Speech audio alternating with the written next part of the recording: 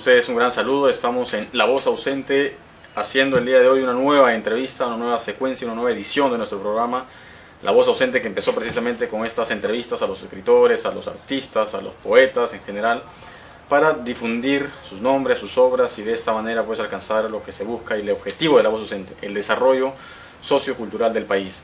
El día de hoy hemos llegado hasta Puente Piedra, hasta Zapayal, y estamos pues muy contentos porque vamos a entrevistar a un hombre que de verdad que es muy comprometido socialmente. Sus obras, sus libros, su poesía, él publica una publicación mensual de poesía, una revista, un boletín, que ya lo tiene pues hace muchísimo tiempo. Nos referimos al profesor, aquí está, él publica A la Cadabra, ¿verdad? A la Quebrada, perdón, A la Quebrada. Él publica este boletín de temas políticos, sociales, de poesía, en el que pues de alguna forma da a conocer su voz en cuanto a su protesta, a su lucha social que él lleva en sí de ya muchísimo tiempo. Vamos a hablar hoy día sobre toda su trayectoria, porque ya es una trayectoria que tiene muchísimos años. Le damos la bienvenida a La Voz Ausente al profesor Francisco de la Cruz. ¿Cómo está, profesor? ¿Qué tal? Y muy buenos días y bienvenido a esta, digamos, humilde morada, porque desde aquí echamos a andar la literatura, ¿no? Claro, bueno, no tan humilde. A mí me ha gustado mucho, le diré, me ha gustado mucho su casa, porque ojalá acá, amigos, más adelante se pueda realizar actividades literarias. Creo que es un ambiente muy adecuado para realizar grandes proyectos literarios en este lugar. Bueno, invito de repente que por ahí, si es que nace de repente una idea de hacer una fogata literaria, sería perfecto. Pasarnos una actividad como en el Decamerón. Sería excelente. Aquí tenemos más o menos un espacio adecuado. Y estamos también, hay bastante silencio, es tranquilo, un lugar perfecto, de verdad. Bueno, profesor, quisiéramos conocer un poco sobre usted, pues, cómo es que inicia su carrera. ¿Usted de qué parte es, profesor? Y yo soy, siempre digo que nací en Ayacucho, pero soy ciudadano del planeta Tierra. Ah, caramba, perfecto, interesante, eso sí es. Pero usted, digamos que nace en Ayacucho, estudia en Ayacucho su primaria, su secundaria. Y, estudié hasta segundo año de secundaria y dejé por mucho tiempo, cerca de 11 años, porque yo quería tomar el camino de José Carlos Mariátegui, porque a mi segundo año de secundaria yo había leído como 8 libros de José Carlos Mariátegui. Mire, eso no es muy común. Y quería ser autodidacta, pero en el Perú, después a los 31 años que regreso nuevamente para terminar la secundaria, me di cuenta que ser autodidacta en el Perú prácticamente no te garantiza la vida. Ah, por supuesto, es todo un sacrificio enorme, ¿no? Así y dígame, usted nace en Ayacucho, y pues hablar de Ayacucho es hablar de un lugar que sufrió muchísimo en la época del terrorismo, que pasó pues donde hubieron grandes asesinatos, temas muy terribles. ¿Usted pasó esta experiencia en Ayacucho? Bueno, claro, continuamente, siempre yo volvía. Después de dejar Ayacucho a mis 17 años, recorrí por diferentes ciudades de nuestra patria, siempre llevando lo que es el arte, la literatura. Pero en los años que regresaba, me di cuenta que hasta había que aprender a dormir en Ayacucho. Me decían, ¿no?, que no podían dormir con pijama o con pantalón, porque entraba la policía o entraba sobre todo los soldados, y si te encontraban durmiendo así, ellos pensaban que has regresado de algún sitio y bueno, te cargaban, ¿no? Y bueno, y caer, digamos, como preso para los soldados, era, ¿no?, prácticamente ya estar condenado de que si no se sabía si vas a volver o no vas a volver, ¿no? Terrible, trágico esto, ¿no? Y dígame, entonces usted regresa a Ayacucho y luego estudia educación. Yo terminé mi secundaria en la ciudad de Trujillo, estudiando solamente los sábados y domingos. Y luego empecé a estudiar en Bausati Mesa, ¿no? He terminado periodismo. ¿Periodismo también estudió? Y luego empecé a estudiar educación en la Universidad La Cantuta. Y bueno, concluí mis estudios en la universidad y desde esa fecha Trabajo casi en todos los asentamientos humanos. Ahora yo trabajo en Pachacuti. En el colegio José Olaya, ¿verdad? En el colegio José Olaya. Así es, ahí les cuento que tuvimos la oportunidad de visitarlo, profesor, y estar presente en una de sus clases. Y pues de verdad que se nota que sus alumnos lo estiman mucho, porque vi ese aprecio, esa estima con la que lo saludaban. Porque usted es un profesor que no es pues cualquier profesor, no es un maestro más que todo. Yo creo que el escritor Juan Rivera Saavedra, en la entrevista que le hice, me decía, profesores hay un montón, me decía, pero maestros son pocos. ¿Cómo usted se cataloga? Bueno, yo quiero materializar lo que alguna vez decía Ricardo Palma para los jóvenes, hablando de los jóvenes, ¿no? Estudia y no serás, estudia y no serás cuando crecido ni el vulgar juguete de las pasiones, ni el instrumento servil de los tiranos. Sí. Y en verdad, en nuestra patria, desde el inicio de la República, hemos tenido tantos tiranos. Así es. Entonces, es necesario que los jóvenes estudien para que se sacudan de esos tiranos, ¿no? Por supuesto, y conocer la realidad nacional es importante, y en base a eso precisamente es que usted viene publicando A la Quebrada, ¿verdad? Sí. Este ya es su año número 8, este boletín, en el que usted da a conocer sus ideas. ¿Cómo es que nace, profesor, esta publicación y por qué el nombre de A la Quebrada? Bueno, anteriormente yo sacaba Maestros Sin Fronteras. Maestros Sin Fronteras, ¿ya? Pero sacábamos entre dos amigos. ¿Ya? Y bueno, un amigo inscribió en la Biblioteca Nacional con el nombre, ¿ya? Entonces, bueno, se lo dejé a él. Y desde ahí yo empiezo a sacar A la Quebrada. A la Quebrada porque un poco ese juego de palabras. En verdad que hay tantos jóvenes, yo empiezo a sacar esto casi joven. ¿Qué pasa? Hay tantos jóvenes que empezamos a volar a la quebrada con la a la quebrada, ¿no? Ya, claro, entiendo. No. A veces se les corta las alas a los jóvenes, ¿verdad? Sí, efectivamente. Se les corta a los jóvenes las alas porque en el Perú se estudia para todo, pero no se estudia para ser padre o madre. Y la gran cantidad de los padres hemos fracasado también porque no hemos aprendido a ser papá, ¿no? Antes de tener un hijo. Exactamente. ¿No? Y es muy necesario, ¿no? Es muy necesario eso. Pero eso parte del Ministerio de Educación, parte de arriba, una política para poder, digamos, preparar el camino de sus futuros ciudadanos. Exactamente, y ese es un grave problema que viene pues de muchísimos años, y precisamente usted cae en el número 8 de A la Quebrada. Usted nos habla, por ejemplo, de colegios nacionales que se quiere privatizar de alguna forma la educación, colegios que se quieren vender. ¿Qué está pasando con la educación en el Perú? ¿Y se avisora soluciones o usted cree que ya no hay posibilidad de esto? Bueno, mucho depende, yo creo que no solo de los profesores ahora, sino que depende ahora ya no de los profesores, sino es de la población en su conjunto.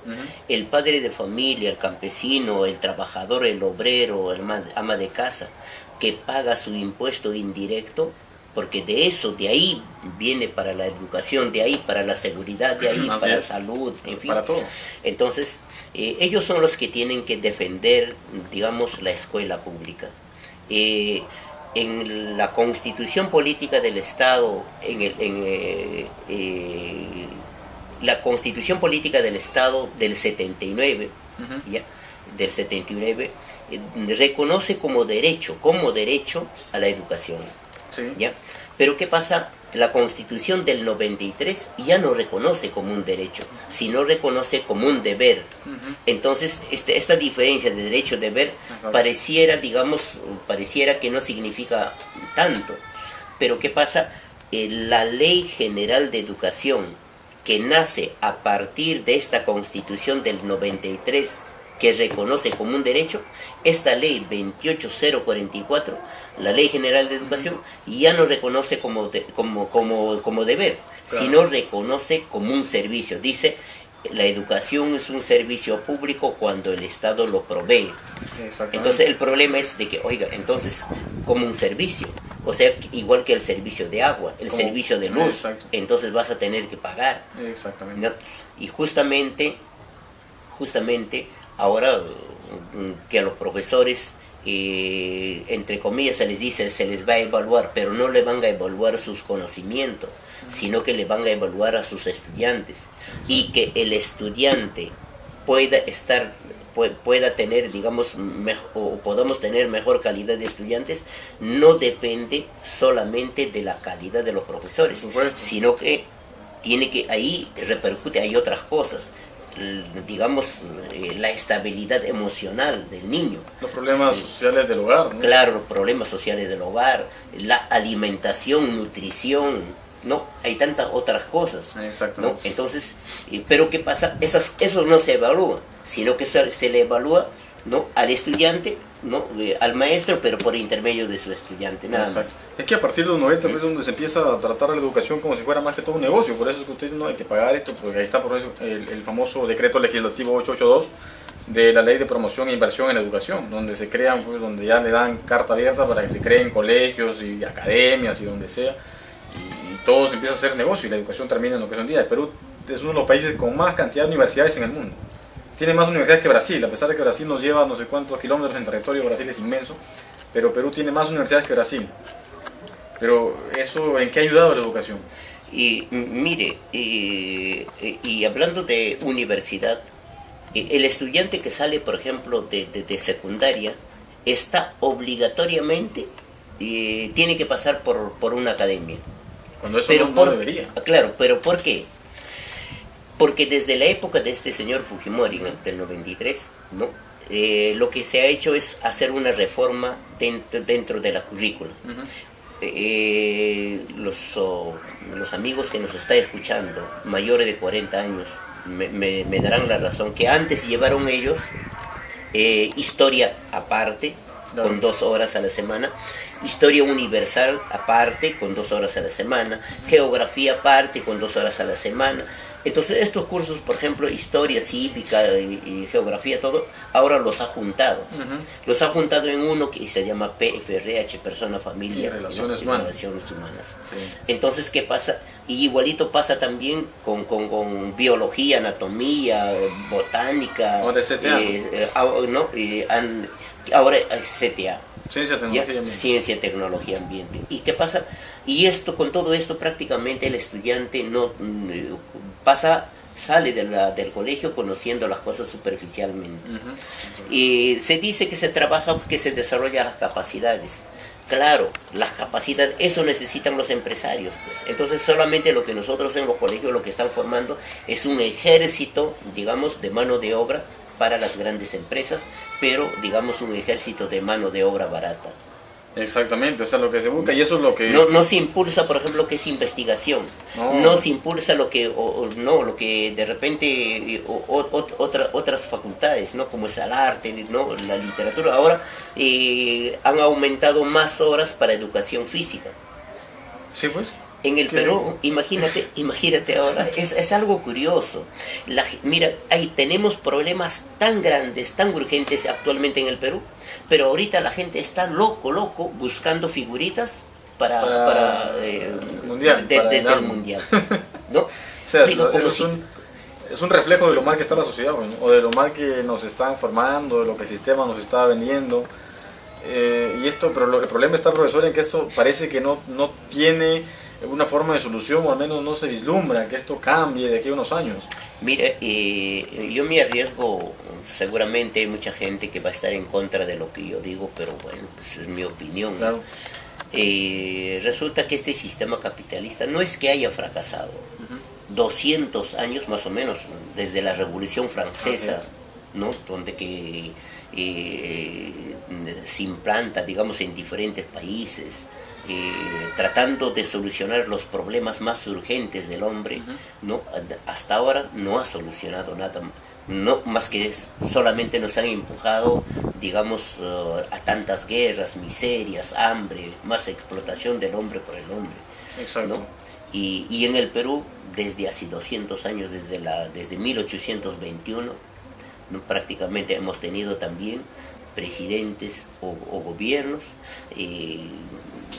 que no han hecho nada bueno por el Perú. Sí, pues. Quiero recordarte de no sé cuántos años atrás, 2500 años atrás, Platón decía que para gobernar, ¿no?, una nación, para dirigir una nación, había que estudiar 5 años, era necesario estudiar 5 años filosofía. Y ahora imagínate el tipo de congresistas que tenemos. Bueno, Platón en el estado perfecto decía pues que los filósofos, los poetas eran los que debían gobernar, ¿no? Pero bueno, sí, pues hoy en día tenemos una calidad política, que ahí está, eso es uno de los graves problemas, y cada vez, yo ayer veía las noticias, por ejemplo, y ahora hay más congresistas que han salido que resulta que sus currículos, ¿no?, académicos, todos son farsas, hay muchos que ni siquiera han terminado de estudiar, y una serie de detalles, pero que al final de cuentas esto a veces uno se pregunta ¿por qué lo hacen? Porque usted sabe que para ser congresista no se necesita necesariamente tener pues maestrías ni doctorados, ¿no? Mire, ahora, claro, disculpe profesor, ahora, pero ese no es el problema está que esta gente miente y que además de que miente, son corruptos, porque hay gente que no ha estudiado pero que son personas, caramba, éticamente muy bien formadas, ¿no?, y que leen y que se instruyen, pero estos están en nada, absolutamente nada. Mire, lo que pasa, los que dirigen nuestra nación actual, nuestro país, ¿no?, actualmente, los que dirigen, son gente, en su gran mayoría, son gente que han fracasado en lo que venían haciendo. Claro. Y vieron a la política como una especie de salvación de sus negocios, ¿no? Claro, porque si de repente si hay abogados prósperos, ¿no? Si hay empresarios prósperos.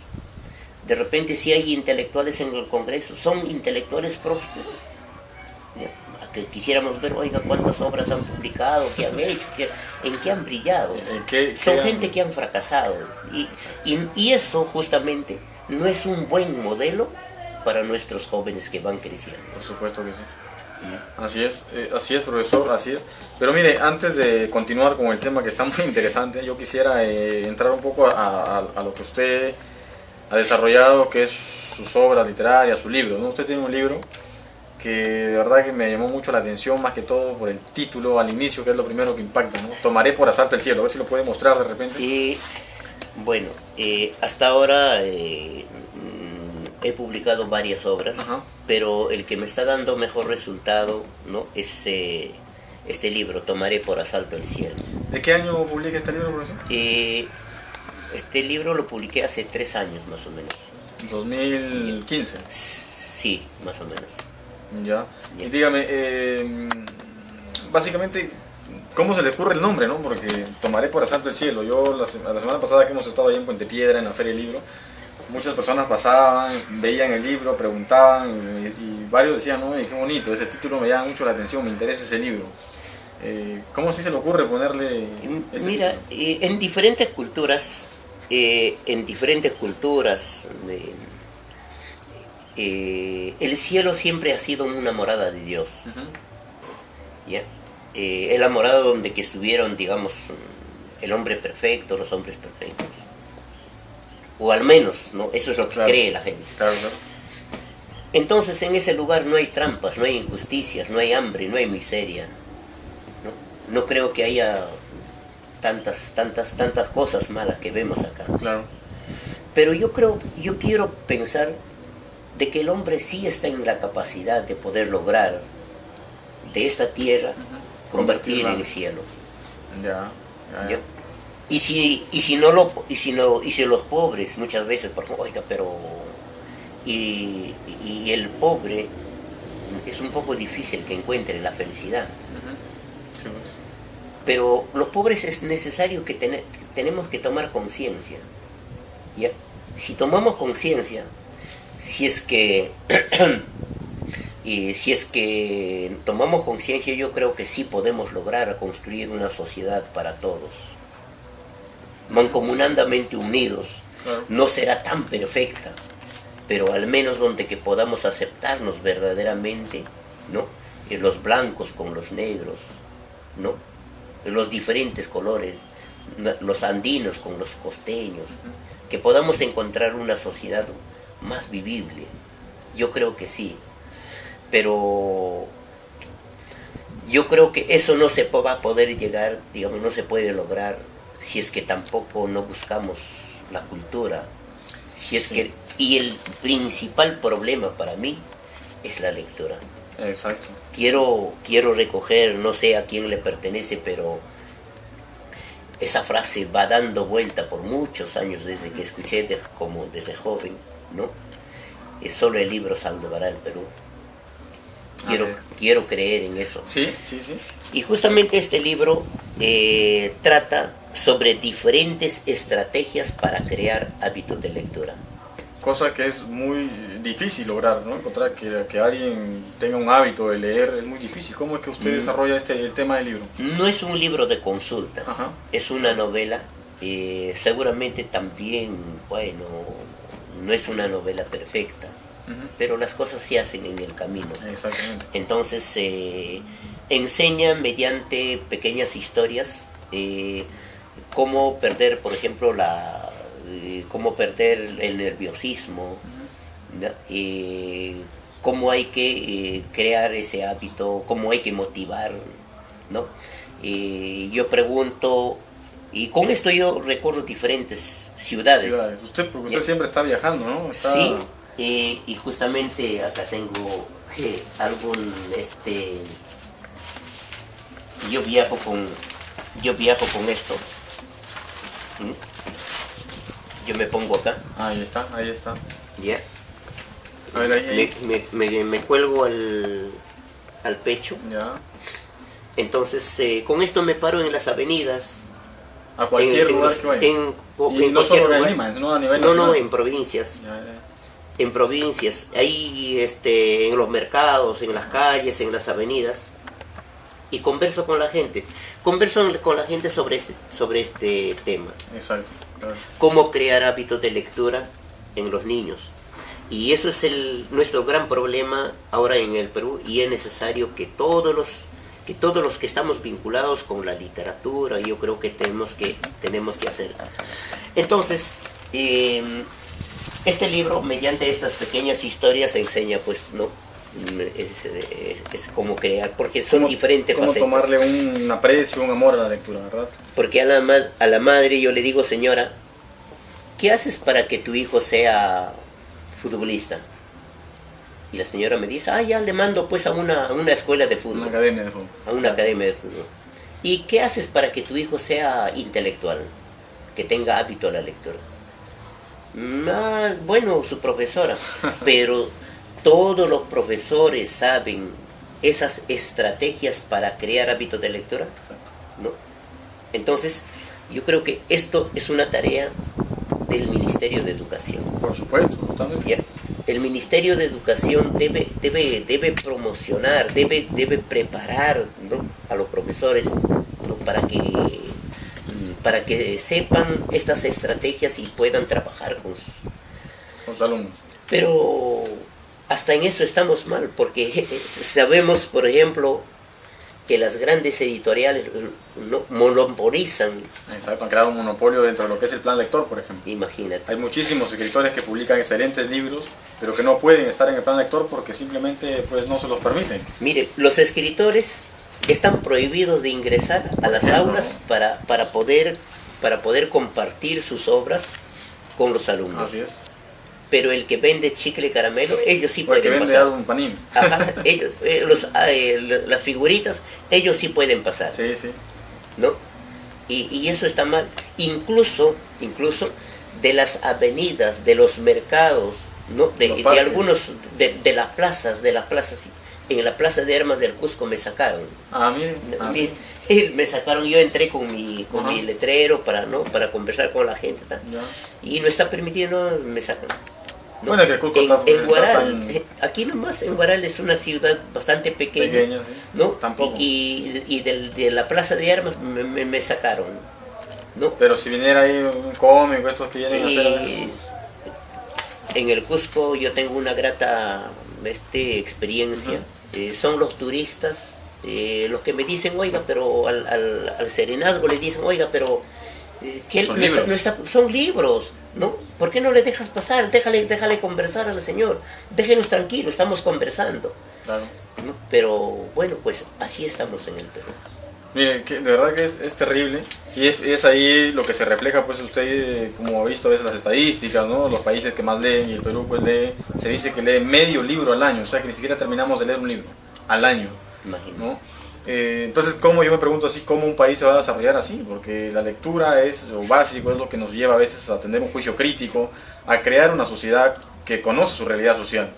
Pero en el Perú no nos identificamos inclusive muchas veces con nuestro país como tal, o como debería ser. Yo revisaba por veces temas de historia, y como usted mencionó, hace 200 años, desde que se proclamó la independencia supuestamente, venimos siendo arrastrados por esa misma clase social, por ese mismo problema social, por esas mismas diferencias, por esas mismas desgracias que lamentablemente nos ha tocado vivir como peruanos. Y sin embargo, a estas alturas estamos a puertas ya de celebrar un bicentenario que no sé qué es lo que se va a celebrar, pero ¿cree usted, no sé, pues por ahí con una vaga esperanza de que cambie esto? Y en todo caso, ¿cuáles serían esas soluciones? ¿Cómo podría cambiar este sistema en el Perú? Un sistema no solo social, de repente económico también, pero vamos a hablar de temas sociocultural más que todo, ¿no?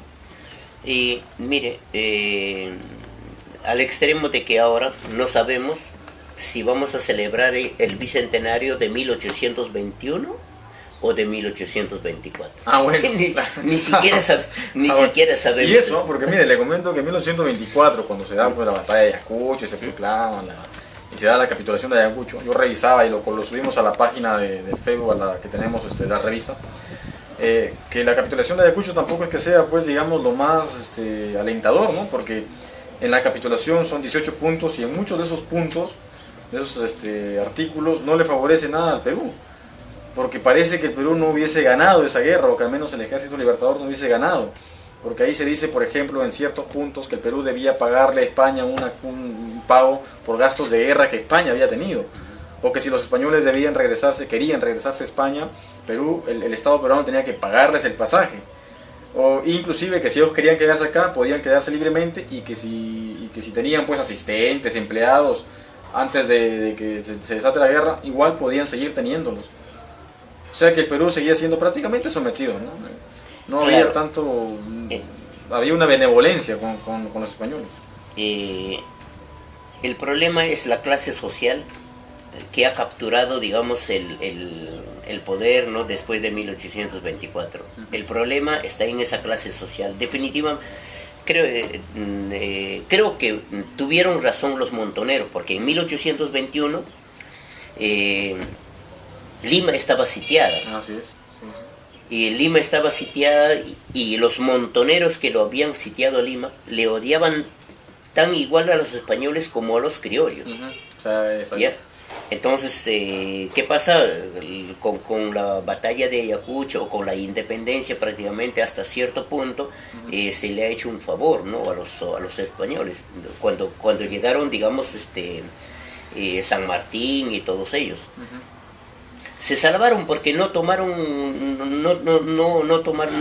la capitulación los montoneros, que hubieran sido más radicales. Por supuesto, es de eso. ¿No? Entonces, ¿qué pasa? Ahora se está peleando esto de la ley del escritor. Al bicentenario, al menos yo quisiera de que, bueno, que salga esta favorable. Ahora, ¿cuál es la, digamos, el estado, no sé, en el que se encuentran los escritores en el Perú? ¿No? Porque hay muchos escritores, pero usted sabe que también hay una élite en la literatura, ¿no? Como existe acá en el Perú y existe creo en todos los países del mundo.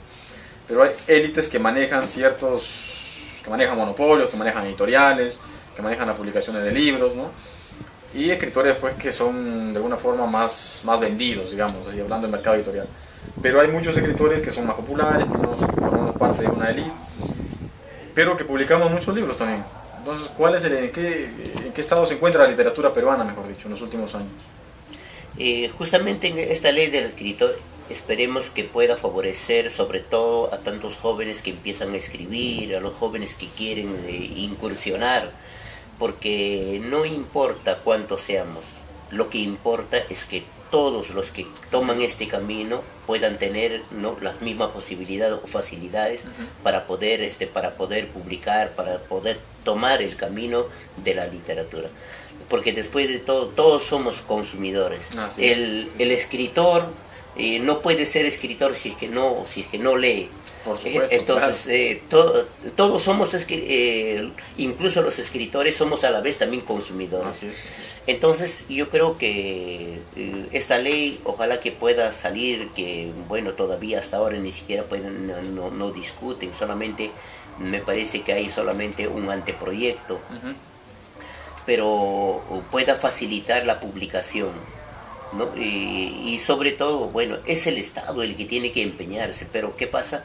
El Estado lo que está más interesado ahora es pues en privatizar las empresas, cada vez flexibilizar los trabajos, ¿no? Entonces no toma en cuenta verdaderamente el tema de educación, porque esto de la ley del libro, el problema del escritor está prácticamente vinculado a la educación. Por supuesto, de todas maneras, ¿no? Lo que es educación y lo que es la cultura también. El Ministerio de Cultura tampoco es que, porque está relacionado. Yo creo que aquí hay quienes separan la educación de la cultura, que de alguna forma en algunos aspectos pueden estar separadas, pero en general yo creo que van de la mano. La educación y la cultura es casi lo mismo en el fondo. El problema es que tanto la cultura como la educación es un instrumento. O bien puede ser un instrumento de dominación, así es, o bien es un instrumento de liberación. Así es. ¿Ya? Pero dentro de este sistema capitalista, definitivamente la educación en el Perú que tenemos es un instrumento de dominación. Así es, ¿no? Y la cultura también. Y la cultura también, ¿no? Bueno, profesor, como vemos acá, el profesor tiene un charango, ¿no? Usted, me gustaría que aquí de repente tocara algo, pero antes que todo vamos a hacer una pequeña pausa y luego venimos con él para que usted toque el instrumento que usted, pues, con ese recorre todo el Perú, ¿verdad? Ya, así es. Así es.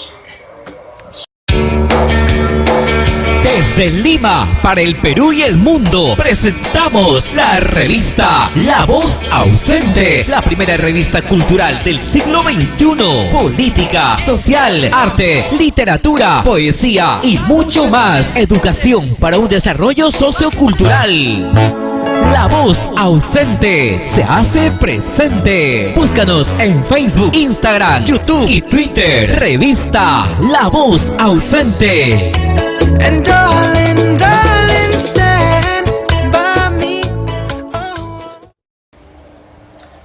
Bien, amigos, continuamos acá con el profesor, escritor Francisco de la Cruz, que de verdad ahora quisiera que nos lea uno de sus poemas, una de sus creaciones que aparece en el boletín, en el folleto A la Quebrada, que este está en su año ya número 8 y este es el número 53 que tengo aquí. Y aparece aquí una de sus creaciones, profesor, a ver si nos puede, pues, dar una lectura. Bueno, Ni un paso atrás es un poema, es una travesura. Bueno, confieso que no soy muy bueno en la poesía. Usted es más narrador, profesor. Bueno, creo que me siento un poco más cómodo en ese espacio. Narrativo. Perfecto. Dedicado a los maestros caídos en la huelga magisterial del 2017. Dice: ni un paso atrás. Esta noche crucé la plaza. Estaban ellos, tú ya no. Miré el rincón donde cansados tus huesos dormitaban. Miré tu ventana y escuché tu voz diciéndome: no somos uno, no somos dos, ahora somos todos. Tu ágil figura con puño en alto, desafiando el humo oscuro del odio, desafiando la venganza del cielo, con tus lágrimas horadando la piedra dura. ¡Qué ironía! La arcilla que le diste forma es ahora la mano odiosa que te asfixia tu alma de maestro. Flores blancas ruedan avenidas, lágrimas y consignas le siguen. Miré tu ventana y el canto de un pájaro alborota la plaza San Martín. Emocionados corean tu nombre, se asfixian, caen, pero todos avanzan. Vomitan, pero todos avanzan. Mueren, todos cantan. Entonces con mi mano temblorosa en tu ventana, en tu misma ventana escribo tu nombre, maestro. Ni un paso atrás hasta la victoria. Excelente, bravo. Este poema me suena mucho, pues, a lo que fue la huelga de maestros, y ahí donde hubieron maestros uno me parece falleció, ¿no? El profesor de Ferreñafe. Y sí, en total prácticamente a nivel nacional son como 5 maestros, entre ellos está, ¿no? Está José Félix Salazar Núñez de Ferreñafe, Humberto Minaya Navarrete de San Juan de Miraflores, Jimmer Taira Justo de Ancash, Walter Fernando Yucra de Pinedo del Cusco, José Luis Gutiérrez Guayapartupa de Puno y la maestra, digamos, Patricia Araujo, que me parece que hasta ahora sigue en silla de ruedas. Así es. Bueno, lamentable todo esto que pasó el año pasado, fue, bueno, algo trágico, ¿no? Realmente trágico y producto de todo lo que el sistema neoliberal en el Perú está haciendo. Porque esto no viene de ahora, la persecución a los maestros viene de hace muchísimo tiempo atrás, y es precisamente porque son los maestros pues, los encargados de llevar la educación al Perú, de educar al Perú, ¿verdad? Entonces, por eso es que se le persigue tanto, creo usted. Bueno, yo también considero eso de que para este tipo de gobiernos que tenemos no es tan necesario la educación. O sea, a ellos no les importa la educación, así de simple. La educación, la cultura, bueno, pues hay que por ahí contentarlos con algo, pero no es la prioridad, ¿no? Claro, porque hasta ahora vemos, por ejemplo, aquí mismo en la capital, en los conos, vemos que los colegios están muy mal atendidos, no hay buena construcción. No hay infraestructura. En todos los colegios se ha suprimido prácticamente la biblioteca. Así es. No hay biblioteca ni bibliotecarios en todos los colegios. Ahora, que en un colegio no haya biblioteca, imagínese, eso es un pecado. ¿no? Y un vendedor de libros o de repente un escritor no puede promocionar sus libros en los colegios. O sea, estamos realmente mal, realmente en una situación de terrible atraso cultural y educativo. Profesor, usted tiene acá su charango, como ustedes pueden ver, porque usted recorre el Perú con sus libros, con su poesía y con la música, ¿verdad? ¿Qué le parece si podría tocarnos algo de lo que usted sabe? Bueno, una música que siempre me acompaña. Perfecto.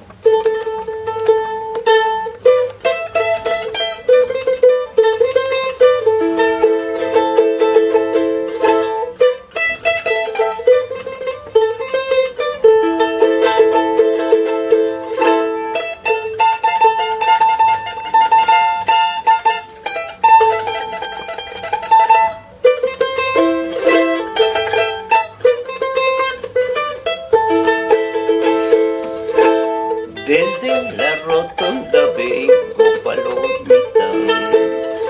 Desde la rotonda vengo, palomita. Solamente por quererte, ay, ay, ay, bendita. Te vas, ay, sabe Dios y volverán. Solamente por quererte, ay, ay, ay, bendita, te vas, ay, sabe Dios y volverán. Bueno, Perfecto. eso es un poco... Excelente, profesor, excelente. Eso es lo que usted lleva, digamos, cuando va al interior del país. Usted viaja solamente con esta única ilusión de difundir sus libros, de llevar música, poesía. Creo que mi mayor, digamos, esperanza es llevar el amor por el libro. Por los libros. Particularmente, yo soy fruto del libro, yo soy producto del libro. Mi padre tenía 5º año de primaria, pero mi padre también era autodidacta. A mi padre no le faltaban los libros en la casa.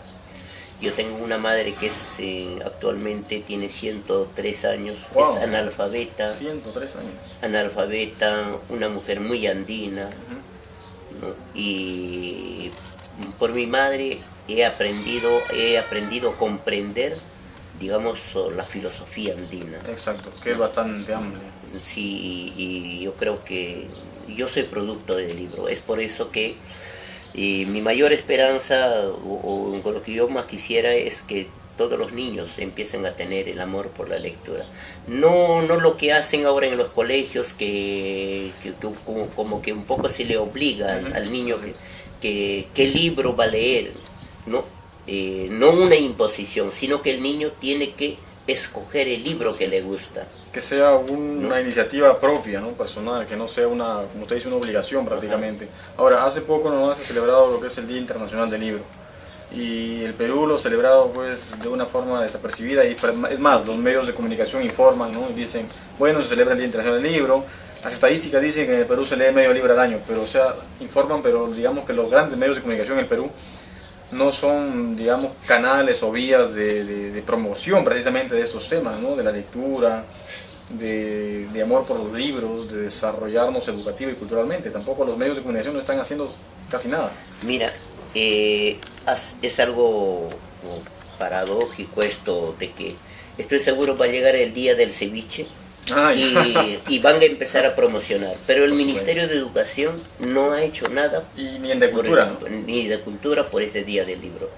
Y bueno, celebro y le saludo al gerente municipal de la municipalidad de Puente Piedra, que bueno, que se recordó de este día del libro y ha hecho la feria del libro durante toda una semana. 4 días, ¿no? 4 días. O sea, bastante larga, y donde ha habido bastante acogida de público, donde los escritores han sido libremente invitados, y ojalá pues que esto se siga promoviendo y que sean más las municipalidades que organicen estos temas, porque últimamente también pues los alcaldes no hacen muchas cosas. Yo veía las noticias hoy día en la mañana, y en Ancash, por ejemplo, hay 25 alcaldes que están en orden de captura. Solo en esa región, ¿eh? Ahora el tema de corrupción pues nos está llevando al borde de la debacle social, ¿no? Es otro de los grandes problemas del Perú, la corrupción. ¿Por qué cree usted que hay tanta corrupción en el Perú? O sea, ¿a qué se debe esto? ¿Es un problema, no sé, psicológico, creo ya, de las autoridades? ¿La ignorancia? No, creo que los males en el Perú vienen de arriba, los males no vienen de abajo. Los males vienen de arriba. Imagínate si el presidente está metido en graves problemas, ¿no? Y tenemos 5 presidentes, creo que están con graves problemas. Los últimos todos. ¿Ya? Entonces, y de ahí los ministros, los problemas, ¿no? Los congresistas, claro. ¿No? Y entonces el alcalde, el gobierno regional, son las personas, prácticamente son modelos que deberían de abrir el camino por donde transitan los jóvenes. Así es. Pero si son malos hombres, imagínate, es la imagen que dejan. Y para los maestros que trabajan en valores, ¿no? Es casi como la historia de Penélope, ¿no? Se teje pero se desteje, ¿no? Desde arriba, ¿no? Así es. ¿No? Un alumno me preguntaba, me decía, pero profesor, ¿de qué podemos hablar de si todos roban? ¿Ya? Y si todos roban, entonces, y eso, que te lo diga un joven de 12 años, 13 años, es totalmente grave. Por supuesto. Hasta cierto punto te quitan las palabras. ¿Cómo contestar cuando te dicen, oiga, todos roban, pero ¿cómo le dices, oiga, no es cierto? ¿Cómo le das un sentido positivo a esa idea ya totalmente negativa que tiene el joven? Entonces, desde esa edad, prácticamente los jóvenes crecen frustrados. Exactamente. El joven se idealiza con su mejor equipo, pero su equipo, bueno, gana aquí en el Perú, ¿ya? Pero cuando sale, empieza a perder, ¿ya? Su primera frustración. Viene el político regalando no sé qué cosa, tupper, regalando cosas, ¿tá? El joven tiene esperanzas en eso. Pero ¿qué pasa? Ese político llega al poder y también le engaña. Exacto. Otra frustración. Así es. ¿No? El joven prácticamente va creciendo de frustración en frustración. ¿Cómo podemos construir una sociedad positiva así? Es grave nuestra situación. Es totalmente lo que usted menciona, y esos pequeños ejemplos que ha dado, de verdad que tiene una contundencia de realidad social muy dura, y muy dura, muy trágica también, porque mire, si los jóvenes ya desde adolescentes ya están teniendo esas ideas de que bueno, todos roban, pues ya qué vamos a hacer. O sea, ¿qué generaciones, las generaciones que se aproximan, qué generaciones van a ser totalmente ya decepcionadas, frustradas de su país y hasta indiferentes de repente? Porque la indiferencia también es uno de los grandes problemas, porque a veces decimos, bueno, ya todos roban, pues, ¿no? Ya, ¿qué podemos hacer? Pero yo creo que es momento de empezar a crear soluciones también, y eso está ya no en los políticos, porque los políticos ya sabemos que la clase política va a ser, al menos hasta ahora, y creo que va a pasar muchos años hasta que esto cambie, gente que no merece, gente miserable, que no merece absolutamente nada. Pero la población, yo tengo esa idea, y tengo una idea que no sé si la comparte usted, pero yo creo que los políticos muchas veces son reflejo de lo que es la población, porque es la población quien los elige a final de cuentas. Sí, pero el problema es que la población es fruto de la educación. Pues es un círculo vicioso en realidad. Es fruto de la educación. ¿Qué pasa? No puedes amar lo que no conoces. Eso sí, por supuesto. Claro. ¿Ya? Entonces es básico la educación. Es básico que se tiene que... Porque en el Perú tenemos, nos engañaron eso de que la Mauja, Amayuya, Amasua, Majeya es una ley incaica. Nos engañaron, que eso no es cierto. Porque antes que llegaran los españoles, la cultura inca, ellos, la cultura quechua, ellos no sabían mentir y no tenían la necesidad de mentir. Entonces, nuestro pasado tiene que ser como un bastón donde que tenemos que apoyarnos. Sí. Por lo tanto, es necesario, digamos, manejar esa cultura colectiva, y en esto todavía en los pueblos así donde como acá que estamos, ¿no? en el cinturón de Lima, la gente que ha migrado viene con sus costumbres del antepasado. Todavía se puede practicar todavía el colectivismo, sí, ¿no? Entonces es aquí donde, en esa cultura es donde que tenemos que nosotros reforzarnos, apoyarnos. Exacto. Para que se pueda, digamos, cultivar esos valores de honestidad, ¿no? El caso, por ejemplo, estoy seguro que no me vas a dejar mentir, hasta cierto punto es positivo todo lo que hacen, por ejemplo, en los ronderos en Cajamarca. Ah, ¿no? Sí, claro, ¿no? Sí. Ellos tratan de apoyarse justamente en esa costumbre de andina, ¿no? Uh-huh. Entonces, yo creo que los valores morales tenemos que recurrir a nuestros antepasados para poder salvar esta sociedad. Sí, pues, pero mire, también hay un lado ahí negativo, por ejemplo, porque hay los provincianos que hoy ya llegamos a Lima, muchas veces ya los que todavía mantienen su tradición son, digamos, los padres, los abuelos, ¿no? Pero ya los hijos, las generaciones que van naciendo ya aquí en la capital, ya van dejando un poco de lado sus costumbres originarias, y van ya alienándose y van adquiriendo ya, digamos, una especie de rechazo hacia lo andino, hacia lo autóctono, ¿no? Y ya se van volviendo, pues, más, que le digo, más criollos. Si por ejemplo, los padres hablaban quechua, ya ellos ya no hablan, ¿no? Y ese también es otro de los graves problemas, que el peruano es muy alienado, se identifica muy rápido con cualquier cosa, pero olvida muy rápido también su origen. Pero la lectura nos va a salvar de eso. El caso, por ejemplo, de José María Arguedas, ¿no? Ha trabajado bastante eso. Muchísimo. Y yo invito a todos los jóvenes, ¿no? Que empiecen a leer a José María Arguedas, que empiecen a leer, por ejemplo, ¿no? a Vallejo, a Ciro Alegría. Y a Ciro Alegría. El gran Vallejo mismo, a pesar de que bueno, la poesía, digamos, ha universalizado el sentir andino, cuando por ejemplo dice, no, hay golpes en la vida tan fuertes, yo no sé, el yo no sé no es el yo no sé de ignorar, no es el yo no sé de no saber, es el yo no sé de la advertencia andina, porque Los Heraldos Negros sale publicado, me parece, en 1918, sí. Y en 1917 ocurre la Revolución Rusa. Y Vallejo sabía muy bien, ¿no? Sabía muy bien que el socialismo iba a cubrir todo el planeta Tierra, y le advertía al capitalismo: hay golpes en la vida tan fuertes, yo no sé, golpes como el odio de Dios como si ante ello la resaca de todos los sufridos en posar en el alma. No es el guión, no es un Vallejo, digamos, tristón, cabizbajo, derrotado. Es altivo, como es un Vallejo aguerrido, ¿no? Entonces, es necesario que nuestra juventud tiene que leer, porque también María Arguedas ha hecho bastante. Sí.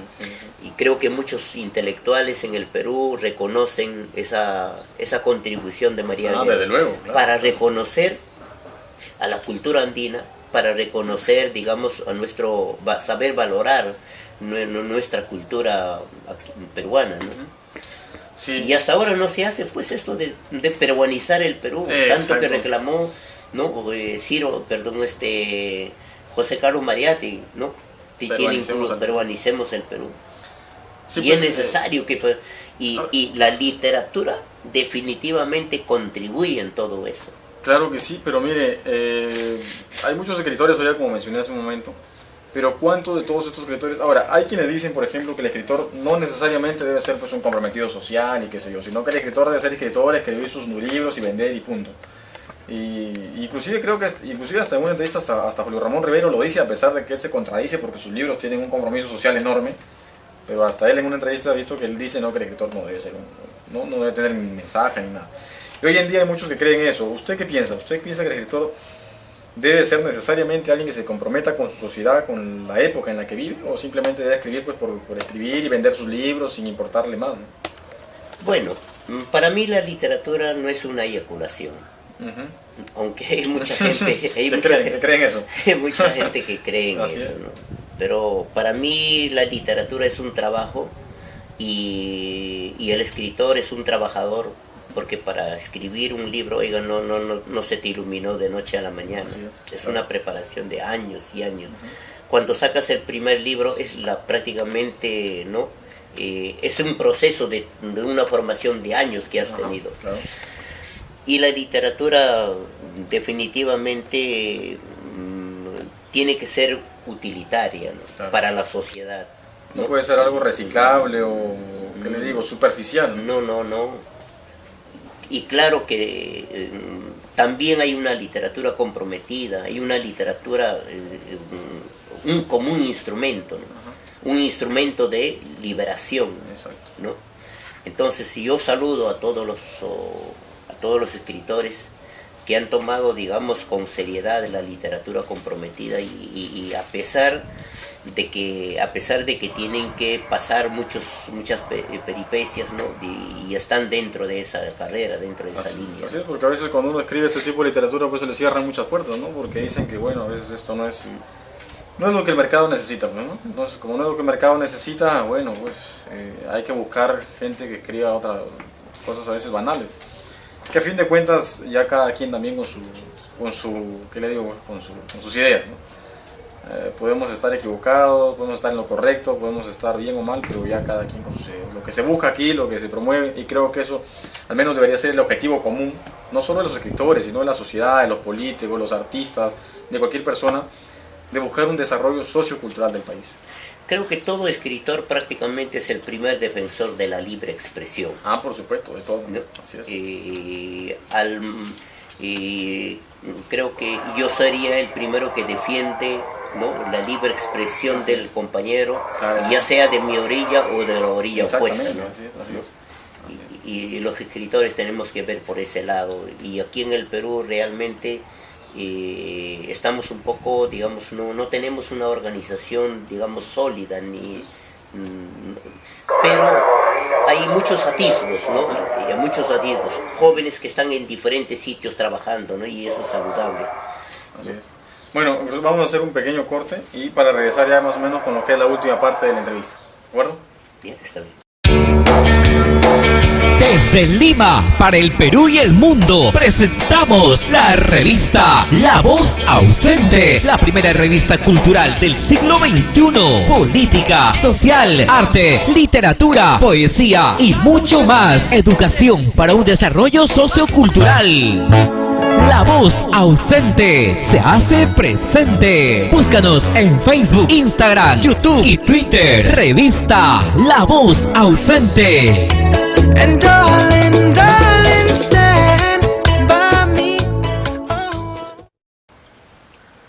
Bien amigos, continuamos con el profesor Francisco de la Cruz. Ya estamos llegando a esta última parte de lo que ha sido hoy la entrevista, más que toda la conversación que hemos tenido con el escritor Francisco de la Cruz, más que una entrevista creo yo es una charla en la que queremos conocer, en la que hemos conocido no solo sus ideas, sino toda su visión acerca de lo que es la literatura, lo que es la educación en el Perú. Y profesor, llegando ya a esta última secuencia, digamos que ¿qué proyectos vienen para adelante en cuanto a la publicación de sus libros? ¿De repente tiene otro libro en proyecto, a punto de publicar?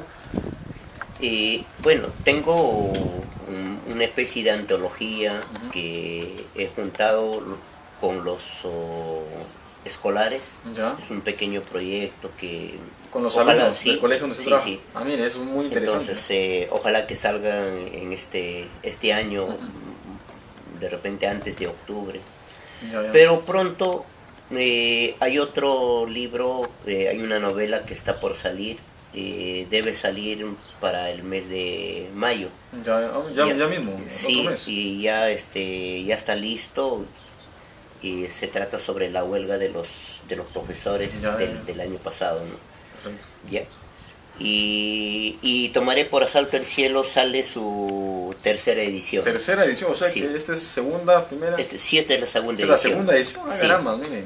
Ya. Y más o menos de repente en unos 15 días sale la tercera edición. Excelente, excelente. Muy bien. Y dígame, en cuanto a otros proyectos que usted tenga, me habló sobre unas bibliotecas, me parece que... Bueno,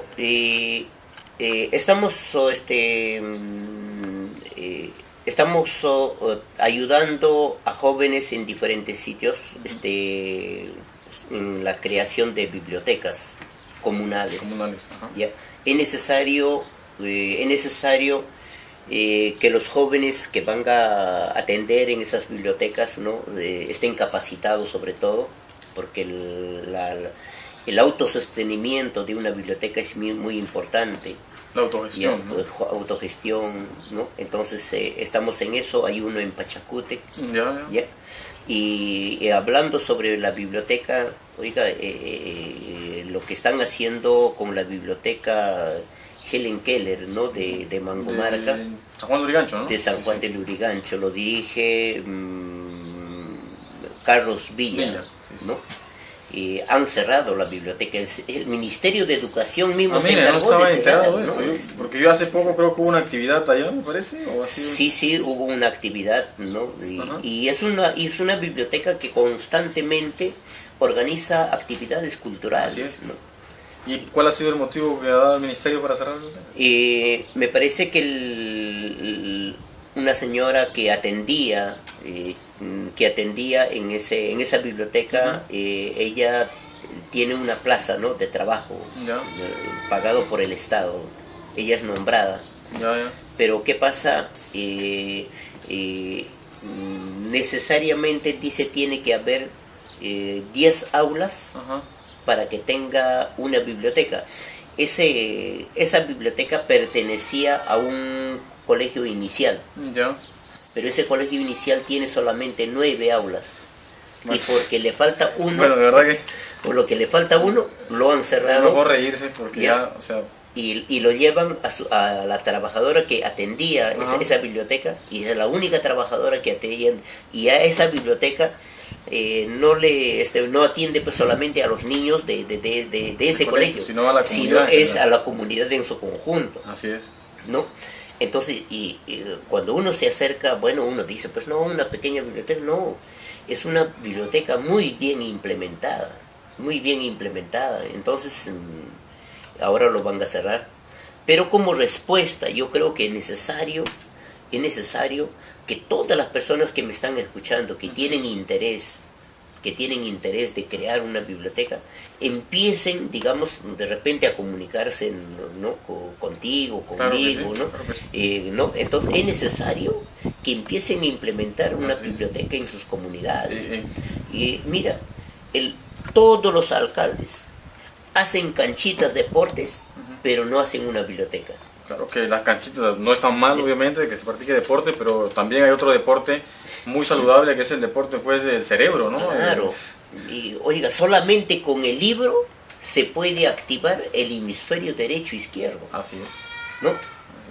Y el libro es prácticamente, es para todo. Porque el libro pues a veces depende de qué tipo de libros despierta la imaginación, despierta el juicio crítico, despierta un mundo distinto, una visión distinta de la realidad, ¿verdad? O sea, hay que ver la lectura no solamente como algo que ya vamos a leer por leer, sino que la lectura tiene muchísimos ingredientes positivos. Mira, cuando vemos un cuento cuando vemos un cuento de repente en una película, en la televisión, ¿no? Ves colores, movimiento, tamaño, el tiempo, si es día y noche, ¿no? Ves todo, ya no queda nada para poder imaginarse. En cambio, cuando tú lees un libro, oiga, no hay nada, no hay colores, no hay nada. Entonces tienes que imaginarte. Entonces el niño empieza a desarrollar su imaginación, su creatividad. El niño, después de tanto leer, definitivamente el niño va a querer construir historias. No por gusto en la antigüedad los llamaban puestos el tercer ojo, ¿no? A la gente que después de haberse cultivado, ¿no? Te podía proyectarse, ¿no? Claro que sí. Claro que sí, y la imaginación es lo que ha llevado pues a veces al desarrollo en muchas áreas de la humanidad, ¿no?